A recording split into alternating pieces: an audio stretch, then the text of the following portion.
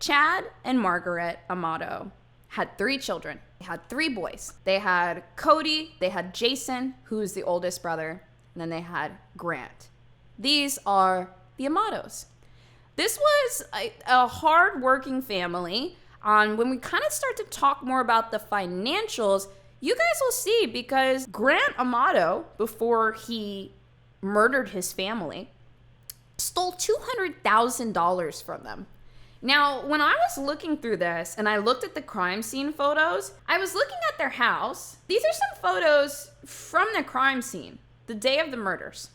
And if you look at this, doesn't this just look like somebody's house that, like, you know, you might live in the neighborhood, like it's not like super glitzy, it's not super glamorous, it's just like they're chilling. Like, this looks like the stock pillow that came with the couch, you know? They ain't got, you know, I'm not seeing a whole bunch of plants, no nothing. I looked through a lot of the photos, and to me, it seemed like they came from a fairly modest home, but as you'll kind of see, Chad Amato, he cared a lot about the family, he cared a lot about providing for the family, and Chad was saving a lot of money.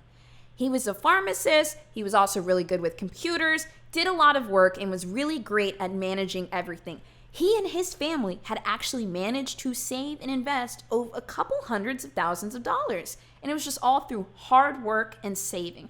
All while Chad and Margaret were taking care of 3 boys. When I went and I looked for information on this case, I actually found Margaret's obituary. And whenever I go through cases, I see a lot of different obituaries, and I couldn't stop reading the entries on Margaret's. I mean, it's like every single person that was in her life came out and said, oh my God, this woman never deserved what happened to her. Like, it's like they were so shocked. Like, how could something like this happen to such a sweet woman? Margaret was the type of person that I was reading this thing where she had rescued a horse named Lady 10 years prior. And she put this like abused and abandoned horse, she rented a stable for it, and she would ride her bike every day to go check up on the horse and just, you know, nurse it back to health. That's what kind of person she was. She was working and working and working. She had all these employees and all this stuff, and then she would go and take care of her horse. And the people that worked at the stable, there were these reports of, like, they said that in all the years that Margaret was taking care of Lady, oh my God, I can't believe I'm about to cry already. No! They saw that horse like buck and kick her, like straight up kick Margaret in the face. And she never faltered, and she came back every day and told that horse, no, I love you, I'm here, and I'm gonna take care of you. And that's exactly how she treated her son too. Cody, Grant's brother, Grant's the piece of shit we're gonna be talking about today. But then Cody, who was the middle child, he was a pretty nice guy. He had all his stuff together. He was, you know, in his late 20s, early 30s around this time. And he was a nurse. And this was a really respectable career path for his family, the Amatos, because like I said before, Chad he was in pharmaceuticals. They respected stable, you know, consistent work. Then Grant, you know, he kind of like takes up after his brother, and then he also decides to be a nurse as well. So when I was looking through this case, I thought that this was a little bit interesting. You kind of can start to see early that Grant Amato has almost no sense of identity. You know, Grant's dad is really into computers, so eventually Grant really gets into computers. And then, you know, when they were in high school, Cody joined the weightlifting team, and then Grant joined the weightlifting team. And then Cody decides to go be a nurse, and Grant says, I'm going to be a nurse. And then Cody says, well, I'm going to the University of Central Florida. And Grant says, I'm going to go to the University of Central Florida. And then Cody says, yeah, after I graduate, I want to buy a BMW, and I want to buy mom and dad's house. And then Grant says, that's a great idea. I'm going to jump on that and do that with you. So throughout this man's life, he kind of just mimicked everyone around him in his family. He had no real sense of identity. But there was one thing that he did love. Anime. He loved anime. Oh my gosh. He had this crazy anime collection. You know, when you look at it, it was in this room that looked kind of empty or cluttered. And he just had all these boxes of all of his anime figurines. And then he had a couple that were encased in the glass. Oh, Grant loved this stuff. In fact, he talks about it a little bit in the interrogation as well. Cody decides to go to the University of Central Florida. Grant also decides to go to the University of Central Florida, and these men, they are going to become nurses. You know, after a couple years, Cody graduates and Grant graduates, except Grant fails out of anesthesiology school and Cody passes. So it's almost as though Grant kind of has like a portion of the degree he wanted, whereas Cody is fully decorated and ready to move into the field. Grant actually still manages to get a job. He doesn't have as great of a job as Cody. Cody's making fantastic money. In fact, Cody's making such good money that he's actually planning to pay for this big trip to Japan for he and his brother. Cody ends up dishing out $10,000 a piece for his friend Jericho, and then his brother Grant to go on this big trip to Japan. But let me tell you what type of person Grant was. Remember when I said that Grant went to school to become a nurse? Well, he did get a job as a nurse, and then he was fired. He was fired and then arrested, and they tried to press charges against him. You're not going to believe this shit. Grant Amato was fired from his job in June of 2018 because he was stealing propofol to inject into patients. If you've heard of that drug before, despite how much I may have mispronounced it, it's because we talked about it in the Michael Jackson trial. That was the drug that killed Michael Jackson. This is basically a massive sedative, okay? And Grant was using this on patients, unbeknownst to them, because he didn't want to deal with them on his shift. That was Grant's philosophy. I'm working night shift. I want to do something else. I'm going to just put them to sleep. And so he stole over $2,000 worth of this drug to put patients to sleep. That should tell you so much about this lazy fuck. Are we kind of starting to like paint a little picture here between no identity, just copying his brother, whatever, and then he gets in and becomes a nerd? And I mean, that dude, anyways. He was arrested in June on grand theft charges, and then he was released home after Grant's brother Cody paid $8,000 for his legal fees and counsel for them to drop the charges, and they did. Cody is dishing out money to try to protect his brother, and Grant just keeps not giving a fuck. In 2018, after Grant Amato loses his job, he is sent back to his parents' house. And I want to kind of paint a picture here. So Grant Amato is back home. He's lonely. He's unemployed, probably feeling a little rejected by the world, depressed. He doesn't have any money. And there was something very interesting brewing in the world in 2018. Now, beforehand, I just want to say, I am not tying this individual at all to these events whatsoever. I bet you this individual doesn't even know that this happened. Because in March of 2018, Ninja, who's one of the biggest streamers of all time, had an incredibly successful stream where he streamed to 630,000 people while he played Fortnite with Drake and a couple other rappers and football players. This was one of the first times in history that live streaming was taken seriously. Hundreds of thousands of viewers, lots of money, followers, girls, right? Gamers are so cool that some of the biggest rappers in the world want to play with them, right? So Grant sees this and he says, I want to be a streamer.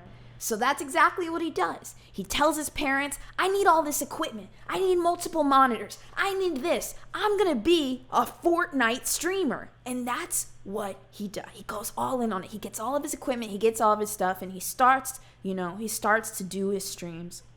Well, there was something else that he picked up beforehand. And I'm just going to put it pretty lightly. It was a porn addiction.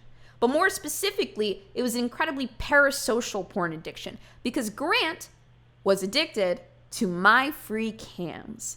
Because, now he's home, unemployed, lonely, and on one monitor he's got Fortnite, and then on the other monitor he's got his favorite girl, Addie Sweet. This is actually from her profile, Addie Sweet. Hello, my name is Addie. I'm 33 years old and from beautiful Budapest, Hungary. If you've been to my room before, you will have noticed I'm not your typical cam girl. I'm a very sensual woman. And this sensuality, along with my sexuality, is in the sublime beauty of a shapely, athletic female body that I enjoy showing to you and the world. See, this kind of statement right here, this appeals to men that think that women are objects. Addie really, or whoever wrote this for her, is just really playing to her audience here. It's very important to me to share that all with you because this is what it takes for me to really enjoy my online time, spending with my friends and finding new ones while I am killing you in the nicest possible way. I have a pretty expressive face. Do I need to mention that left eyebrow? So if you happen to get to know me a little bit, it'll be very easy for you to read my emotions. Grant kind of starts to see Addie as an internet girlfriend. And in Addie's videos, kind of what she does is it's very personalized. It's very, very personalized. And look, this woman is working. These are the types of videos that Addie does. What?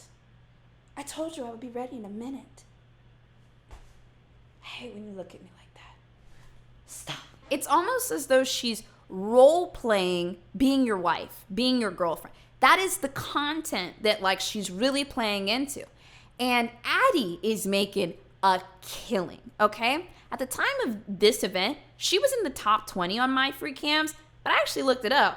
To this day, and she still goes by the same name, she's in the top 5. They say that girls that are in the top 5 on My Free Cams are making anywhere from $70,000 to $150,000 a month. But in Grant's mind, this is kind of his girlfriend. He believes that this relationship, to an extent, is real. So at this point, Grant has started spending about $600 a night on Addie. The way that this kind of My Free Cams culture has built up are she's got, 10 or 20 supporters that she's constantly like promoting and like saying, these are Addie's nights, these are Addie's, blah, blah, blah, blah, blah.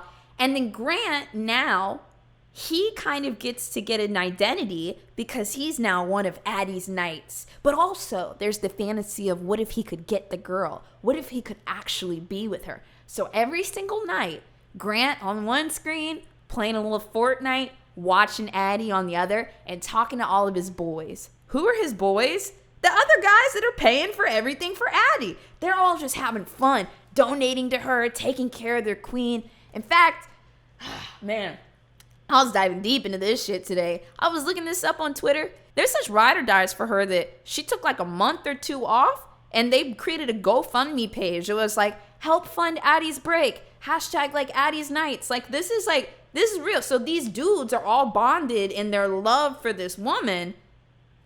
I don't know. Let me show you a video of Grant where he's actually begging Addie to send him some more videos. All right, Sylvia. Look at me. I am outside going to check the mail. And I'm asking you if you can please, pretty please, send me one of your videos. I love it so much when you just send them to me. Yeah, I don't like... See, that's really important. He says, can you please, pretty please, send me one of those videos? It means so much to me when you just send them to me.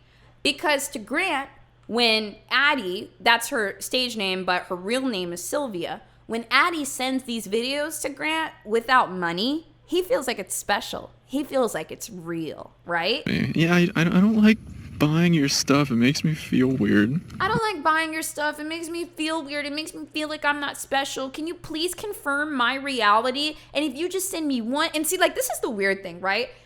The woman that is, running the show, she just sees this guy, he's just donating, right? He's just, funding things. And she thinks, well, damn, maybe if I just send him one video or something like that, he'll hop off my tail. But she doesn't realize that in Grant's world, this is confirming to him that this relationship is real. Like I was saying before, Grant was spending about $600 a night.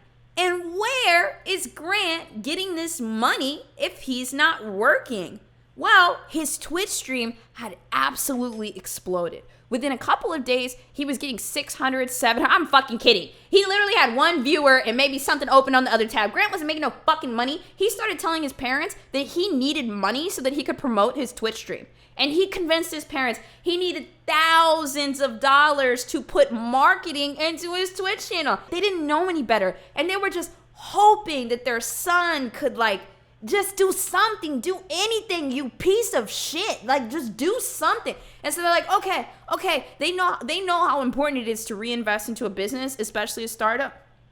So they gave him some money, couple $1,000. Okay, Grant, just go take what you need. Here's the card. Here's this. So Grant took $200,000 from his family. And I mean, that added up quick, okay? When you're a guy that's pretending that you have all this money, because remember what I said before about his little circle of friends, and then there's also Addie that he's always trying to impress. He told these people, I'm a really big Twitch streamer. I drive a BMW. I own my own house. These were all things that he actually had kind of planned with his brother. But he was just projecting them out there without putting in the work at all. And so every night, Grant felt like he needed to show up with money.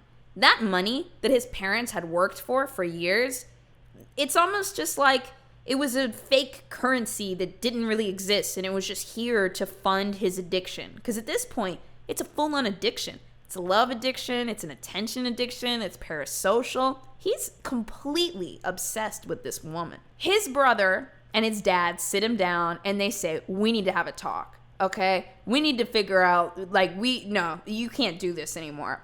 So they end up sending Grant off to live with an aunt of his. Well, I'm just gonna cut the shit here, and he started stealing money from his aunt too. After he stole a couple $1,000s from his aunt, straight up just took a credit card out of the wallet. She realizes the money's missing. He never even lied to her. He never even made up a story. He just took her card and started spending money. After he gets caught stealing all of the money from his aunt, the aunt ends up calling Cody, calling Chad, the brother and dad, and it's like, listen, you need to get this piece of shit out of my house. And they say, okay, listen, don't press any charges, just send him back home, and we'll take care of him.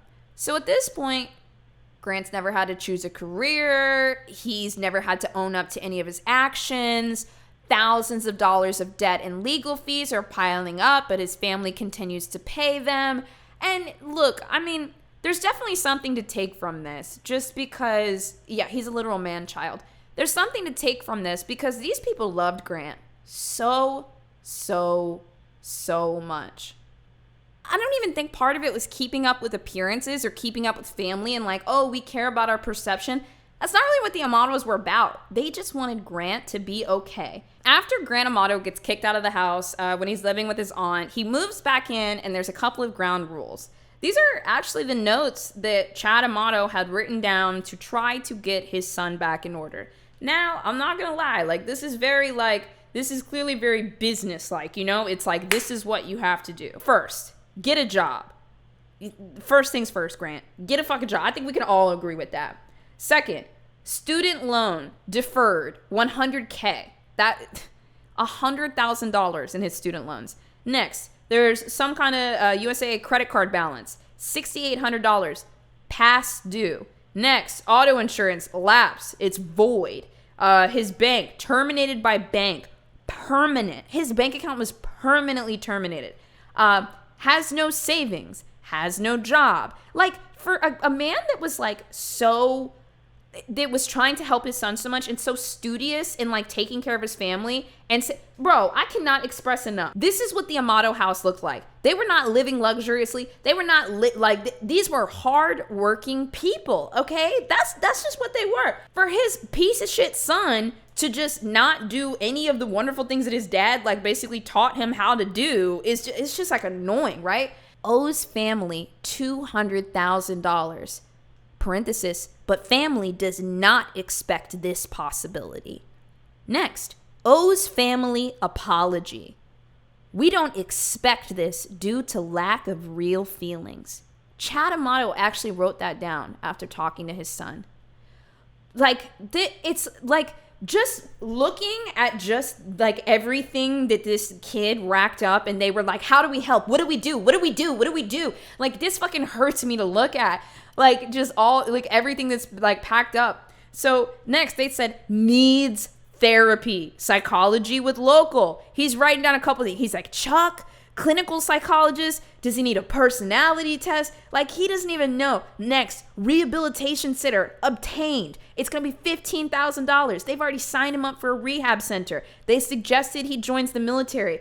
Oh my God. No, this wasn't his list. This was his dad's list. They tried so hard. And look at this. After $200,000 stolen, $100,000 in student loans, $8,000 for the bailing him out after he got caught stealing from the hospital, $10,000 for the Japan trip, $15,000 to the rehabilitation center. This is the moment that Chad Amato decided no further family monetary support. You will be arrested, sitting in jail with no bail, a public defender, no paid attorney, serve any prison term, parole, reside in the shelter, homeless. You will not ever be allowed back into the family. No key to the house until further notice. Like, if anyone thinks that this letter is harsh, you need to realize that they have been going through this with their son for 4 or 5 years. Now, there was one major rule for Grant coming back into the house. After his stint at the rehabilitation center, he was no longer to talk to Addie Sweet. So, Grant gets signed up for this 60-day internet addiction and sex addiction program. Because he was not held against his will, Grant only served about 6 or 7 days here before he returned home. I'm not sure if it happened while Grant was in the rehabilitation home or if he found out when he got home. But while Grant was in the rehabilitation center, his dad took it upon himself to reach out to Addie because he needed to take control of this situation. And he lets her know he doesn't really have a BMW. He stole all of that money from us. He's in rehab right now. We're trying to get him right. You know, if he ever contacts you, can you just, swat him away? I have no idea, like, what she would have said to that or anything, but when Grant Amato got out of that rehabilitation center, that's what he found out. Now, I haven't read this letter yet, but let's see what letter Cody left his brother. Brother, they just told me what happened. Dad told you to pack your shit and get out of the house because you were caught texting that woman again. Grant had used his mother's cell phone to get on Twitter and to message Addie. Grant, I'll take care of all of your problems. I just need you back. I can't live without you, brother. I can't do this again. If you have that, I'm part of the problem here, then I've really lost you and I can't take that loss after everything. Have you ever had a really bad day or a really bad week and then you started watching a show and you just completely got entranced into the world of it? Let's say like Harry Potter, and you just fall into the world of Harry Potter, or like Attack on Titan, you just fall into the world of that. You know what I mean? It's just something else, right?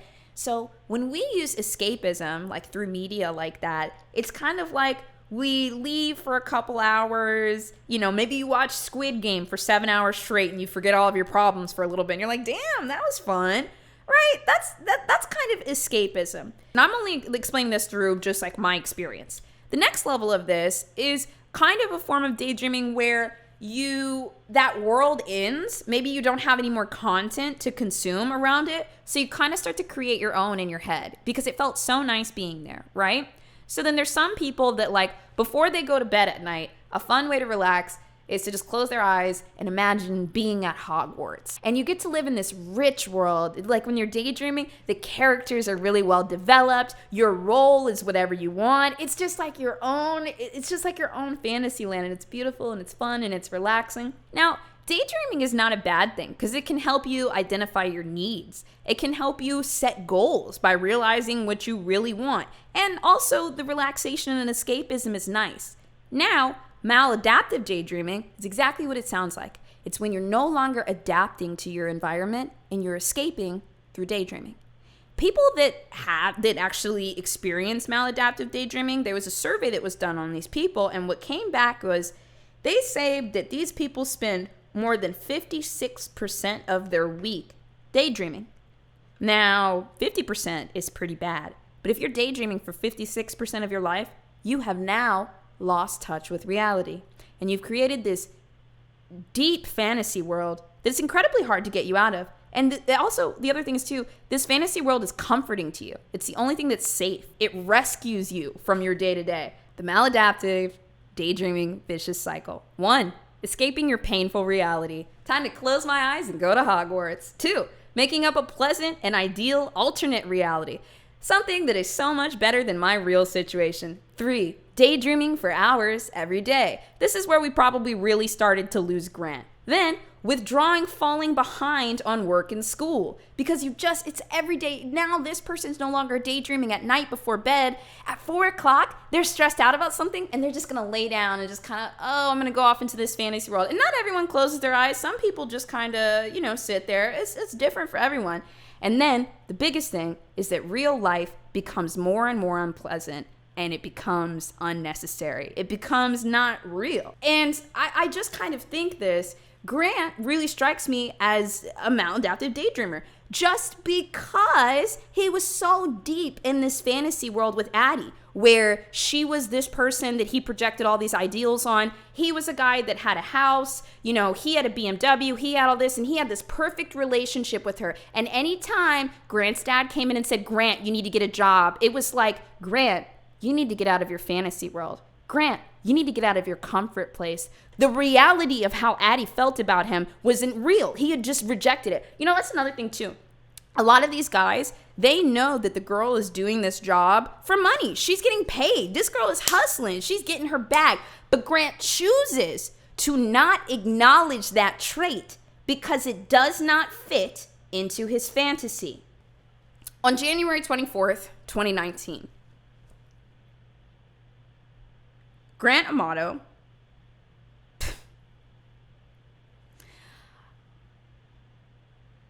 there isn't a whole lot about everything that transpired in the house that day. But when you look at the crime scene photos, it's incredibly obvious what happened. Because on that day, Grant Amato, with his stupid little fucking gun that nobody should have given him, walked in to his mother's office where she was working, and it was just them that day. This woman was working at her computer. She had her glasses right there behind her. And you could just tell by her posture that she was working. And Grant walked up behind his mother and he shot her right in the right side of the head. It didn't look like she had turned around. Maybe he walked in inconspicuously and acted like nothing was up, but he shot his mother in the back of the head. There was no confrontation. If you look at these crime scene photos, you can tell by the photos. There was no confrontation. This pathetic man that could not talk about his emotions, that could not communicate, that couldn't even identify them, in the final moments before he shot his mother, he had nothing to say. He just did it. He waited, maybe it was a couple minutes, maybe it was a couple hours. He waited until Chad Amato got home. Now, when I looked at these photos, it paints such a story. You can see Chad's lunchbox on the ground covered in blood. You can see like a pack of chicken. Look at this. You guys see this shit? Just like every other family. Your mom ever told you to take the chicken out before dinner? Like, he was literally prepping dinner. He was literally coming home, like, with his lunchbox. And you can see that it looks like somebody just walked up. He didn't even know what was going on. He didn't run. There was nothing thrown about or anything. And Grant Amato walked up and he shot his father in the head. He pool of blood everywhere. His own fucking blood everywhere. His own father's blood was everywhere. And Chad Amato crawled across that kitchen. You see, he crawls around the counter. You can see just the trail of blood. He gets through about 10 fucking feet until he turns around and he turns his body up to the sky, and that is where Chad died. He had just come home that day. And then within a couple minutes, couple hours, who knows, then Cody Amato comes home. And just the same as his father went and just the same as his mother went, Cody was coming out of the garage. And based on the photos, it looks like Cody opened the door and then Grant just shot him point blank in the head. And Cody died in his own garage by the hands of his own brother in the fetal position. After he spent $10,000 taking his brother to Japan because he loved anime so much and he thought it would clear his head. After he paid $8,000 of his legal fees. After he talked his aunt out of pressing charges for the credit card fraud that he committed again. And that is exactly how Grant paid his entire family back. Oh my God, dude.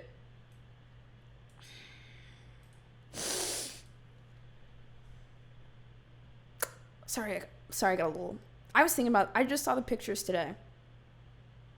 I did see the pictures just today. So this is the thing that really gets me the most about this case. So clearly, it was fucking Grant. The way that everything kind of played out was a woman that worked with Cody ended up calling the police for a welfare check.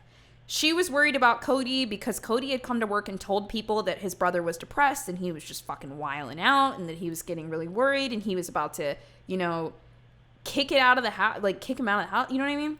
This woman calls in for a welfare check and she asks if somebody can get to the house and check in, and nobody calls her back. A couple hours later, she calls back like, please, what's going on? And they tell her like, hey, we came to the house, but we haven't made contact with anyone. And this lady's crying on the phone and she's saying like, you know, his brother has been saying all this crazy stuff and Cody's not like this. He always comes to work. We're really worried that something happened. We're really worried that something happened. So immediately, all fingers were pointed right back to Grant. When the investigators got in and they found all three bodies, that's the first person they're looking for. Grant, he was held up in a hotel. They had his hotel number and they just burst right the fuck in. What's up, Grant? Like, this is reality, honey. This is real. So there's some calls from Grant that were released in 2020, fairly recently. This all happened in 2019, and, you know, about a year and a half later, I felt like we would get a little more information. After the state in the trial showed photos of Addie from Grant's computer. They got on his computer, they took all of his conversations, they took all the photos, they took everything they could, and they showed it in court. This is what Grant said. Some of those things are things she made. So those were for the public and everyone paid for them. But some of the photos they showed, like the single shots of her, pretty much all of the selfies, those were like personal for me. So no one else has those. And I think it's because like I would just sometimes request to see what she looked like tonight. You know, like, you know, ooh, you got all the makeup off. I just want to see the normal you.